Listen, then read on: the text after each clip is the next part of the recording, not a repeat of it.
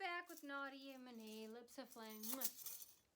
So anyway, where was I? Yeah, so he said he couldn't do it, and then he's like smirk. Like I had to deal, not feeling bad for me, he looked embarrassed. Like, God, it was my turn, I didn't want to go. Like they all did, like, what do you call it? Like a drawing. Who goes out there and deals with her? We're so suicidal, quote unquote, that, oh my God, she came back. She wasn't offended or crying, or she didn't hang herself from the way she keeps coming back. Yeah, I'm there for the merchandise, not the way you treat me. I'm like, let me explain something to all you doofuses and dumbasses and criminals. Your treatment of me has no bearing on my desire to live.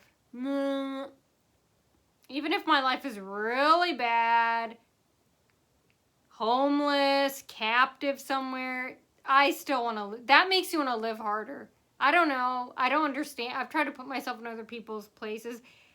I guess there are people who, they would give up if they were in my situation or slowly break down. Me, my personality, no. Like I said, they truly picked the wrong victim. When someone does that to me, that doesn't make me suicidal or depressed or make me want to, God, give up. That makes me want to fight harder. That's when the wildcat in me comes out. Seriously. That's when the Nadia warrior comes out of me. When someone gives me a hard time or just tries to murder me, make anything hard for me, bully me, that makes me want to live harder. Fight harder. That's how I feel. I don't feel like, oh my God, boom. No. I love food too much and life too much. Like I said, even if I was down and out, the worst of the worst, I still want to live, good or bad. I guess some people give up, yeah. I never planned on being, I've seen those stories, so many. Have you guys ever seen that show, Web of Lies, on the criminal show, on the crime channel? Now, these are teenagers. But even when I was a teen, I never felt this way, but, well, not just teenagers, grown adults, but, it shows them, committing suicide because they're bullied in high school. They can't take it or they go to new schools. I'm like, don't do that. It'll just follow you. And it does. I'm like, stay and deal with the problem dead on. That's what I like to do. I like to face my fear and face shit head on and run them down. Because what if it follows you? That's how I feel like. I don't feel scared that's going to happen, but I'm like, I shouldn't have to inconvenience myself and change anything. Neither should you guys. But I see so many of these stories where they hang themselves in the shower and stuff, and then their parents or friends create a Facebook page and memorial, and now everyone feels bad, which I don't get. I'm like, okay, they were begging on help on YouTube. Some of them have flashcards saying, one girl who committed suicide hung herself in her house. She's like 14, 15, 16. Had flashcards saying, I need somebody, I have no one, I need help. I'm like, where were all of you? Where was all the help when she was alive? Nobody comes and wants to help them when they're alive. But then when they die, all of a sudden all this outpouring, and then they get thousands of followers. Why does the person have to die to get help? In my case would be murder. I would never kill myself. But I don't want to become a Facebook page and that would make me mad. I would want that page shut down. After I died, and let's see if someone could get in touch with me. And no. I wanted the help when I'm alive. I wouldn't want a Facebook page created. I'm like, why are all these people coming now and following all these pages of these dead teens and adults who commit suicide? I'm like, it looks like to me you want to be a piece of the fame. Why weren't you there when this person was alive? Why didn't you want to help them when they were alive? I don't know if they cried out for help. Some of them did, so I don't get that. And I'm like, I don't want to turn into that, a Facebook memorial with someone murdering me, So yeah, so I created my own Facebook page. I want to do this while I'm alive. I want to live to be 125 if I can, you know. There are some people that live to be 123, you know. They're always in Japan because they're healthy there. You know, they eat rice for breakfast. They eat fish. They're so healthy. I can understand why a Japanese person, I think all of them are in Japan or something. They're all like 123. Anyway, got sidetracked. So anyway, yeah, so then he left, and then he gave me my receipt, and I said, I won't even check it. I trust you. And then he gave me a dirty look. And then there were some stalkers kind of blocking my way. And then I just stood there, and then they got out of my way and snarled. And then when I walked out again, there was like a group. Well, they were all like staring at me and pretending to go in and out.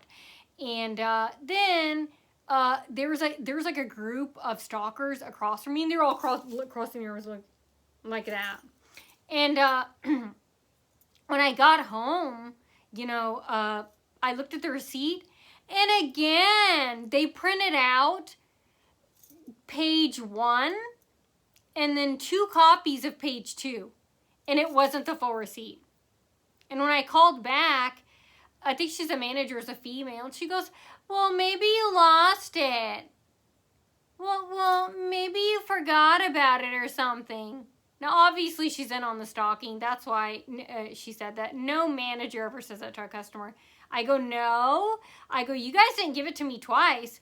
And she goes, well, you're going to have to come back in. And I thought maybe she wanted me to. But then when I talked to tech support, they said they thought that the tech support employee thought about it. And they said, I think she thought you wouldn't come back in. That's why she did that. But then, okay, now I'm going back to when I was speaking over the phone to get my receipt to a female. I think it was a manager at T-Mobile, an employee or the manager. But she said, well, you're going to have to come back and get it. I said, no, it's your guys' fault. I go, can't you mail it to me? And she kind of sounded happy, like I wasn't going to come in. And she said, no, we can't. We don't mail things. You're going to have to come back. I go, why didn't you guys print it out? Why didn't you guys print it out? I did not say that. But see, they're uneasy and terrified when I'm telling you this publicly because they're afraid of the more lashing out they're getting. Whatever they're getting now, I don't care. They deserve it. I'm just here to tell my story. But see, my point is here, they don't like it. They're like, oh my God, oh no, like that. They're hiding. But when they think they can get away with it, and it's supposedly controlled, even out in public, and only their own kind, scum and criminals, are going to see this, watch me get treated, they're all happy. Look at they're like having an multi orgasms when they think it's within their own group. But then when humans outside their own scum are hearing about this and questioning them or looking at them like this, or like whispering or pointing at them, whatever's going on, criticizing them, disagreeing with them, they do not like that, like me being here. I don't know why they do that. I don't understand that. Now, that makes me mad. I'm like, why don't you just act like it? Like you're proud of it. You truly think you're right? Obviously, you know you're not. Or you wouldn't be hiding it or acting like, oh, I don't know what she's talking about. Yeah. That's even better, right? More believable. So, this girl, so I'm just making all of this up. Yeah. Because I'm bored. Uh-huh. Hey, they wanted me jobless. They're keeping me jobless. Hey, I got all the time in the world to make these videos.